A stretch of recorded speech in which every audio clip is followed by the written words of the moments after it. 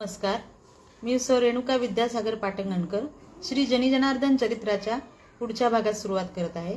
श्रीमद जनीजनार्दन गुरुमूर्तये नमः.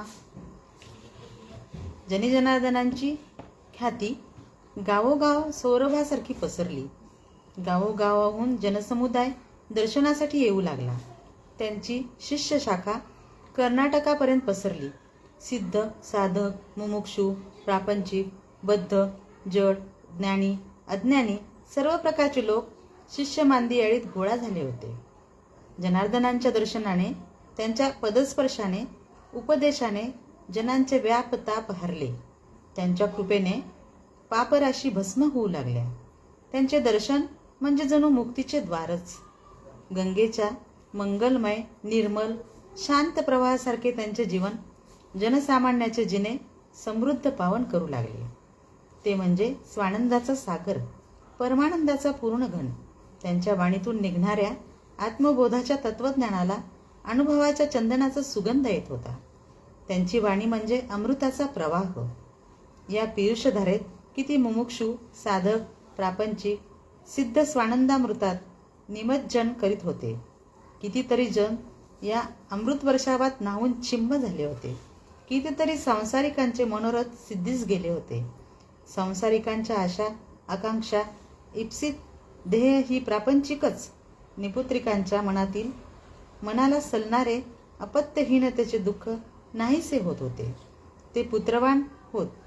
पुत्रेच्छेच्या अपेक्षेने आलेली जोडपी, धनाच्या अभिलाषेने आलेले दरिद्री, कीर्तीच्या लालसेने आलेले भोगी मनोरथपूर्तीचा आनंद प्रकटवीतच परतत असत. त्रिविध तापाच्या भयाने, संसार भयाने अस्त झालेले बद्ध भयमुक्त, शोकमुक्त होऊ लागले. अणिमा, गरिमा, लधिमा सारख्या सिद्धी कोणाला त्यांच्या कृपेमुळे लाभल्या. जनीजनार्दन म्हणजे शम, दम, तितिक्षा, शांती यांचं सागरच. श्रीरामचंद्र हे जसे आदर्श, तसेच ते आदर्श पुरुष. त्यांचे आचरण अतिशय शुद्ध, स्फटिकवत होते. शुद्ध सात्विक आचरणाची तुलना केवळ प्रभू रामचंद्राशीच करणे योग्य ठरेल. सर्व दिव्य गुणांचा समुच्चय त्यांच्या ठायी झाला होता. दैवी गुणांची संपत्ती प्रत्यक्ष कुबेर वा देवेंद्र यांच्याजवळ असणाऱ्या संपत्तीपेक्षाही श्रेष्ठ व अधिक होती. सज्जनांसाठी तो कल्पतरू म्हणूनच प्रकटला. त्यांचे चरणकमल म्हणजे मूर्तिमंत तीर्थक्षेत्रच. जेथे देवांनीही येऊन पुनीत पावन होऊन जावे. ते सतत योग समाधी लावून स्वानंदात निमग्न असत. अनाहत ध्वनीच्या आनंदमय गीतात तल्लीन होऊन देहभान विसरून जात. मंडळ मंडळी निराळी निराळा, द्विदळा द्विदळ गिळुनी दिसे रे, असे निराळे निरंजन रूप पाहण्यात दंग होऊन जात. दोही डोळा एकी धृती. तारका अजून जाग्या होत्या. विजू विजू पाहत होत्या. पैठण येथील गोदा तीराच्या तीरावर अजून शांततेचे साम्राज्य पसरलेले होते. कळ्यांचे ओठ हळुवार उमलत होते. मलया नील मंद मंद सुगंधाचे दान सर्वत्र पेरीत गोदामातेच्या चरणाला स्पर्शून पुढे निघाला होता. श्री संतश्रेष्ठ एकनाथ शांतपणे एक एक पाऊल टाकीत गोदा तटाकी आले. स्नान संध्या आटोपून त्यांनी आणिक पूर्ण केले. तोवर दीनमणी बराच वर आला होता. नाथांचे शिष्य दर्शनास येऊ लागले. नाथांनी आपल्या शिष्यांना आपल्या मनातील विचार बोलून दाखवला. शिष्यही बरोबर येण्यास तयार झाले. बिलिनी नगरीस जाण्याचा संकल्प, धुंडी जनार्दनांच्या दर्शनाचा विचार. एकनाथांनी जनीजनार्दन स्वामींची ख्याती ऐकली होती, पण अजून प्रत्यक्ष भेट घडली नव्हती. आज तो सुयोग येणार होता. सर्वांनाच आनंद झाला. श्रीमद जनार्दन गुरुवे नमः असा नाथांनी जय जयकार केला. तर दत्तात्रेय जनार्दन श्री एकनाथ असा गजर सर्व शिष्यांनी केला. नाथ मेन्यामध्ये बसून निघाले. बिलिनी नगरीची वाट चालू लागली.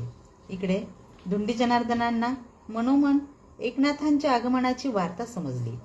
पण यावेळी त्यांना चातुर्थिक थंडी आली होती. तरीही त्यांनी नित्याप्रमाणे आपले पूजा आणिक आटोपले आणि ते नाथांची वाट पाहू लागले. दुसरा दिवस उगवला. पक्षी मधुर स्वरात पूजन करू लागले. गायीच्या हंबरण्याने वातावरणात एक निराळीच प्रसन्नता निर्माण झाली. स्वामींनी नित्याप्रमाणे बिंदुसरा तटाकी जाऊन स्नान आटोपले. अजूनही चातुर्थिक ज्वर कमी झाला नव्हता. थंडीने सर्व अंग काकडले होते. अंगातही ताप होता. तरीही जनार्दन स्वामींनी आपले आणणी कुरकले आणि अंगावर गोधडी घेऊन ते पडून राहिले. गावाबाहेर श्री संत एकनाथ आपल्या शिष्यांसमवेत येऊन ठेपले. जनार्दन स्वामींच्या शिष्यांना ही वार्ता समजताच त्यांनी नाथांचे भव्य स्वागत केले आणि मोठ्या सन्मानाने त्यांना गावात आणले. स्वामींना शिष्यांनी नाथांच्या आगमनाची वार्ता सांगितली. त्यांना अत्यानंद झाला. त्यांच्या मनोमन त्यांना झालेल्या सूक्ष्म संवेदनेला मूर्त रूप आले. संत एकनाथ आपल्या भेटीला आले आणि आपण मात्र चातुर्थिक ज्वराने आजारी अशा अवस्थेत संत भेटीचे पूर्ण सौख्य लाभणार कसे, ही विवंचना त्यांना घेरू लागली. त्यांचे पट्टशिष्य श्री एकनाथ अनंत बोंडले हे नाथांना सामोरे गेले. वामन त्यांच्या जवळच त्यांची सेवा करीत थांबून राहिले. जनार्दन स्वामींचा जय जयकार करीत उभय शिष्यांसमवेत श्री एकनाथांनी स्वामींच्या रम्य मनोहरी बागेमध्ये प्रवेश केला. द्वारावरच श्री वामन यांनी त्यांचे स्वागत करून आत पाचारण केले.